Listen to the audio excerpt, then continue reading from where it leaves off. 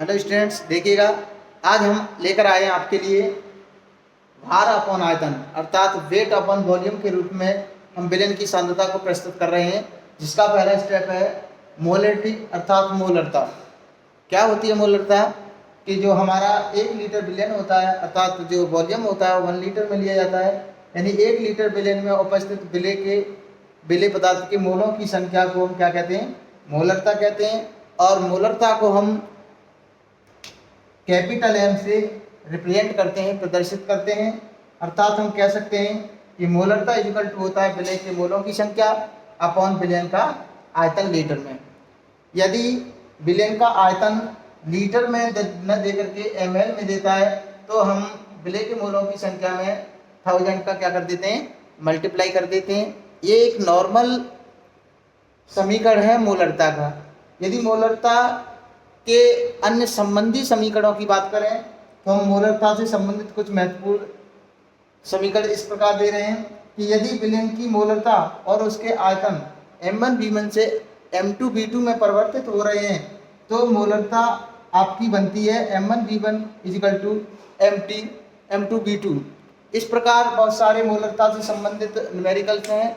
देखिएगा नेक्स्ट मोलरता संबंधी समीकरण में हम सेकंड समीकरण पढ़ते हैं कि यदि संतुलित रासायनिक समीकरण दिया गया है, यदि एक अभिकारक के n1 मोल दूसरे अभिकारक के n2 मोल से क्रिया करते हैं तब हमारी मोलरता जो इक्वेशंस बनती है वो समीकरण बनता है m1v1 upon n1 equal to m2v2 upon n2। अर्थात m1 मोलरता है, v1 उसका आयतन है और n1 उसके विलय बन के क्या है? मोल्स। ऐसे ही दूसरे विलयन के लिए m2 मोलरता है, v2 उसका आयतन और n2 यानी विलायक के मोल है। तो इस प्रकार इक्वेशन बनेगी। नेक्स्ट देख सकते हैं, यदि समान विलय के दो विलयनों को मिश्रित किया जाए, यानी विलय तो समान है लेकिन उनके दो विलयन हैं, उनको मिश्रित किया जाए तो जो परिणामी मोलरता निकलेगी वो m इक्वल टू होगा m1v1 plus m2v2 upon v1 plus v2। आयतन क्या हो जाएंगे? दोनों के जुड़ जाएंगे। नेक्स्ट है, यदि m1 मोलरता के v1 मिलीलीटर से अर्थात m1 फर्स्ट जो मोलरता है इसके पहले आयतन से m2 मोलरता का विलयन प्राप्त करने के लिए जो प्रयुक्त जल का आयतन होगा वो v2 माइनस के v1 इक्वल टू हो जाता है m1 माइनस के m2 अपॉन m2 और इनटू v1। तो यहाँ से हम आसानी से न्यूमेरिकल्स को सॉल्व कर सकते हैं। अब बात करते हैं कि मोलरता का नॉर्मलता से क्या संबंध है। देखिए मोलरता का नॉर्मलता में संबंध है कि नॉर्मलता इक्वल टू होता है मोलरता इनटू n फैक्टर, यानी कि n equal to m into n। n क्या है? नॉर्मलता है। m क्या है? मोलरता है। n क्या है? ये अम्ल की क्षारकता है और क्षार की अम्लता है। जैसे कि हमारे पास HCl अम्ल है तो HCl अम्ल में यदि HCl अम्ल को जल में बोलते हैं तो यहाँ से जो हाइड्रोजन आयंस निकलते हैं यानी H आयंस निकलते हैं वो कितने निकलते हैं? 1। अर्थात यहाँ इसकी अम्ल की क्षारकता कितनी है? 1। ऐसे ही यदि आप NaOH लेते हो तो NaOH को जल में डाले हुए तो OH आयंस यहाँ से निकलेंगे कितने? 1। अर्थात ये क्षार की अम्लता है। तो ये M क्या है? नंबर ऑफ फैक्टर्स है, अर्थात अम्ल की क्षारकता और क्षार की अम्लता को रिप्रेजेंट करते हैं। तो ये आपके संबंध हैं। अब हम नॉर्मलता पर निकालते हैं न्यूमेरिकल्स। देखिएगा हेलो स्टूडेंट्स, देखते हैं हम नॉर्मलता मोलरता पर न्यूमेरिकल्स। जिसका पहला न्यूमेरिकल्स है कि 5 ग्राम NaOH को 450 ml में घोल करके विलयन बनाया गया है और विलयन की सांद्रता मोलरता के रूप में कैलकुलेट करवा रहा है, यानी मोलरता के रूप में ज्ञात करनी है। तो आप जानते हैं कि मोलरता इक्वल टू क्या होता है? विलय के मोलों की संख्या यानी n अपॉन विलयन का आयतन इन लीटर में। यदि लीटर में नहीं दिया गया है, किसमें दिया गया है? ml में दिया गया है। यदि विलयन का आयतन किसमें दिया गया है? ml में दिया गया है तो हम क्या कर देते हैं? ऊपर 1000 का मल्टीप्लाई कर देते हैं। तो देखते हैं क्या है हमारा न्यूमेरिकल्स। तो ये 5 ग्राम NaOH है। अब ग्राम दिए गए NaOH यानी विलय पार्ट क्या है? जो विलय का भार है वो किस में है? विलय का भार किस में है? आपके 5 ग्राम है, अर्थात ग्राम में है। तो सबसे पहले हम ग्राम को किस में कन्वर्ट करें? मोल में। हम जानते हैं कि मोल इक्वल टू होता है भार अपॉन अणुभार, भार अपॉन अणुभार। और भार कितना दिया गया है 5 ग्राम। और NaOH का यदि अणुभार निकालेंगे तो Na का होता है 23, ऑक्सीजन का होता है 16 और हाइड्रोजन का 1, अर्थात कितना आ जाएगा 40। कैलकुलेट करोगे तो ये आ जाएगा आपका 1/8 और 1/8 को सॉल्व करोगे तो आएगा ये 0.125, अर्थात ये 0.125 0.125 मोल निकल आए। क्या निकल आए? मोल। किसके निकल आए? आपके NaOH के मोल निकल आए। अब जब सवाल कह रहा है कि NaOH के मोल अपॉन विलयन का आयतन होता है तो हम नॉर्मलता को आसानी से कैलकुलेट कर सकते हैं, यानी 0.125 अपॉन विलय के मोल और विलयन का आयतन, सॉरी विलयन का आयतन किसमें है? ये ml में दिया गया है। ml में कितना है?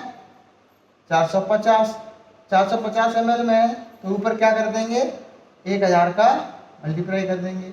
इसे यदि क्या करें कैलकुलेट करें तो 1000 का मल्टीप्लाई करेंगे इसमें तो ये क्या हो जाएगा? ये हो जाएगा 125 अपॉन 450। इसे हम आसानी से खत्म करें तो कर सकते हैं इतने से। मान लो ये करें तो इसे 5 से काटें तो ये कितने बार कट जाएगा? 90 टाइम कट जाएगा। और इसे 5 से काटेंगे तो ये कितने बार कट जाएगा?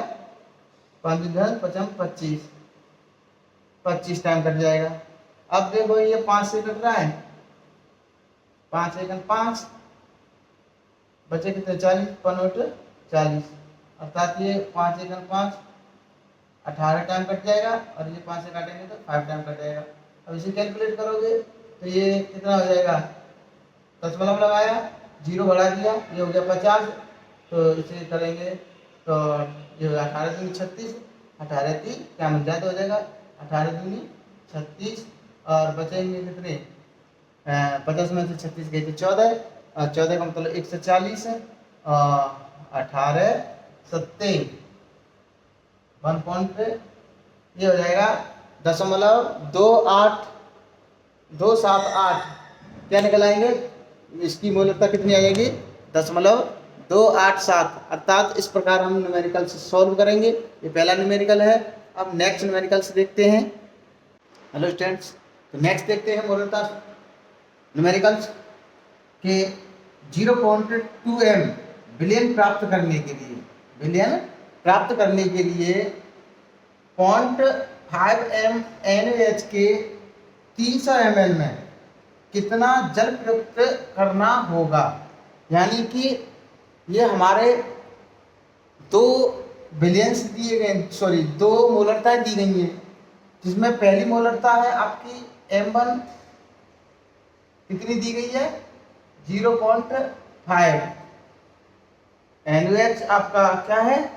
सॉल्यूट है जो कितने ml जल में घुला हुआ है, अर्थात B2 दिया गया है आपका, सॉरी B1 दिया गया है आपका 300 ml में। अब कितना जल प्रयुक्त करें, अर्थात कितना जल, यानी B2 पूछ रहा है कितना जल प्रयुक्त करें जिससे कि विलयन कितना बन जाए? 0.2m विलयन प्राप्त किया जाए। तो हम इसे मोलरता समीकरण से देखते हैं। हमने लिखाया है मोलरता समीकरण इक्वल टू होता है M1 B1 equal to M2 B2 से। अब M1 का मान कितना दिया है? 0.5 इंटू B1 का मान दिया है 300 इक्वल टू M2 का मान कितना दिया है? 0.2 इंटू B2 का मान पूछ रहा है। तो हम ये कर सकते हैं आसानी से, कोई दिक्कत नहीं। अर्थात हम B2 इक्वल टू निकाल सकते हैं 0.5 इंटू 300 अपॉन 0.2 यानी मोलरता M2। अब देखो यहाँ पॉइंट से पॉइंट क्या करते हैं? कैंसिल करते हैं तो ये आपके 2 से ये कितने हो जाएगा 150 टाइम्स, अर्थात 15 14 15 75, अर्थात ये आएगा 750 ml बन जाएगा। कितना आयतन चाहिए, यानी V2 आ जाएगा, यानी V2 कितना हो गया 750 ml बन गया। यानी जो आयतन आया वो कितना आया 750 आया, जिसमें से कि आपका V1 तो दिया गया है 300 ml, अर्थात 750 माइनस के 300 इक्वल टू कितना आ जाएगा 450 ml, अर्थात V2 जो हमारा जो प्रयुक्त जल कितना है वो प्रयुक्त जल टोटल आयतन कितना बनेगा 750, जिसमें से आपका 300 ml तो दिया गया है, तो प्रयुक्त जल कितना हो गया 450। यही आपका आंसर होगा, प्रयुक्त जल करना होगा, कितना जल करना होगा 450 ml जल प्रयुक्त करना होगा। तो ये आपके मूलतः समीकरण से निकला है। ऐसे ही सभी न्यूमेरिकल्स करते रहिए, और जो न्यूमेरिकल्स प्रॉब्लम करे, डाउट जिसमें किसी प्रकार का डाउट हो तो आप कमेंट्स में लिखें, और अच्छी वीडियो लगे तो आप शेयर करें। आपका चैनल दृश्यम डी क्लासेस